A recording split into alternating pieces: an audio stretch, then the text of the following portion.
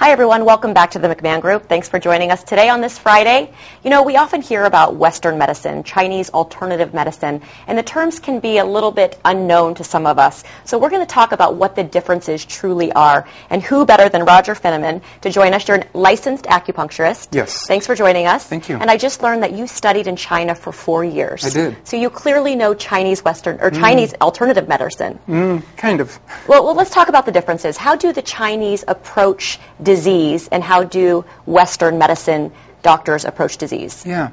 Western medicine is more of the allopathic model, you know, treating symptoms, allaying severe or critical symptoms, you know, life-threatening diseases, whereas Chinese medicine is a holistic-based system.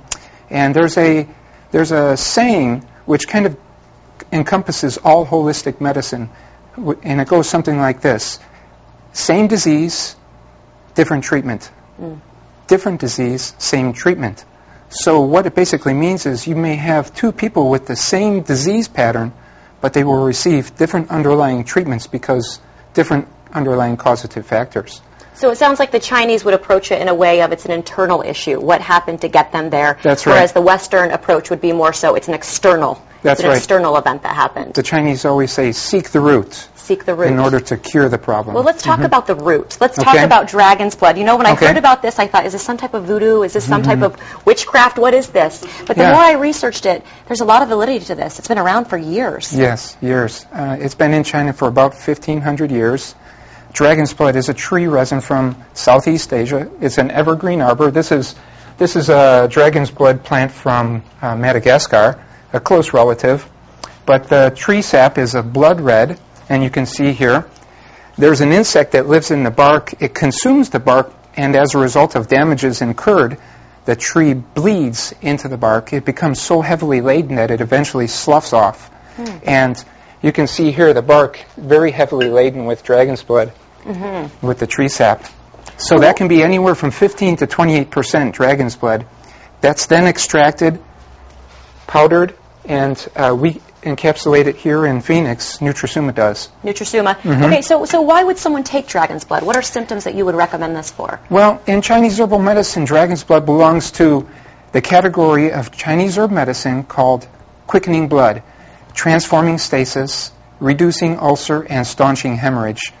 So essentially it's used for the treatment of what they call blood stasis.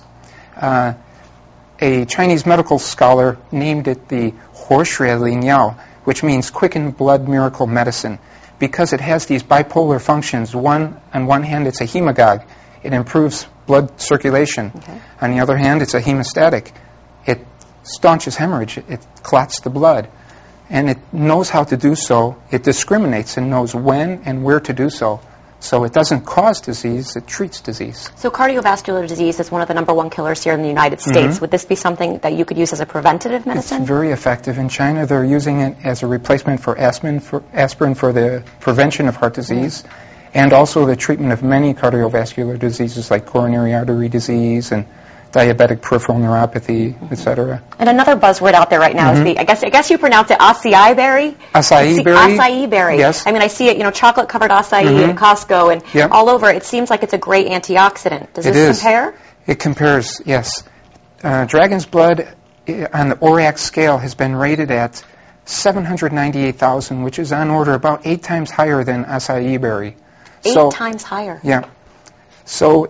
So if you contrast that with the traditional Chinese functions of quickening blood and its effect on the cardiovascular system, it's very coincident that it became discovered as a super antioxidant. And are they using this in cosmetic products now? Cosmetic products, I mean, they're a $1 billion market, if not more. They are. So they're using this as well. And yeah, there's more and more research on the effects of cosmetics and wrinkling, aging. Yes, those fun things in life, huh? Okay, we've got fruits and vegetables over here. So what is the correlation between this and the dragon's blood? Of course, nothing substitutes real fruit and vegetables, but one serving of dragon's blood, 1 gram of dragon's blood, equates to this many fruits and vegetables. So, which is amazing. But like I said, nothing substitutes. Right, raw form is probably the best, but what comes to mind for me is children. Sometimes it's so hard to get the veggies in the kids. That's right. Could you give this to children as well? You can. And in maintenance dose would be fine. higher therapeutic doses should be supervised by a practitioner. Okay. Acupuncture. Yes. I mean, I see pictures of this, and I get a little bit fearful when I see a needle in someone's ear. Or, first of all, do these needles hurt going in? I would lie if I said they were painless, because they are needles, but most practitioners use like 34, 36 gauge needles, which are 0.2 millimeter diameter. So the initial insertion, you may feel something, but after the needle's inserted, nothing. What are the benefits?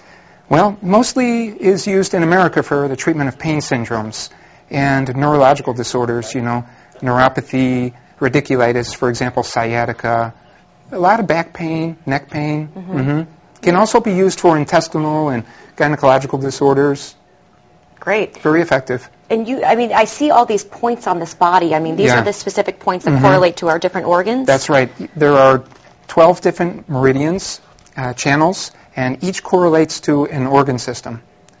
So left and right, we share a left and right system, so there's 12 on the right, 12 on the left. Okay. And let's go over the products that you brought also. Okay. You have a vitamin D, an oral vitamin D spray. That's right. What would you use this for?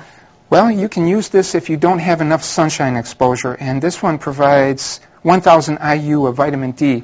And most practitioners are recommending about 1 to 2,000 IU per day, you know, because even in Arizona, most people are vitamin D insufficient, believe it or not. How does that happen? Well, research has shown that you need about 20 to 30 minutes of full sun exposure. And how can you get that? Okay, you know, great. Full body sun exposure. Full body. Yes. Okay, yeah. I mean, you know, you live with that, and people say stay out of the sun, use sunblock, and then you hear that you also need the vitamin D. That's so, right. Well, thank you so much. This is great information out there available to us. Thank you very much. And thank you for joining us. Up next, we are talking about snow, Christmas in July, right there in Prescott, Arizona. We'll be right back.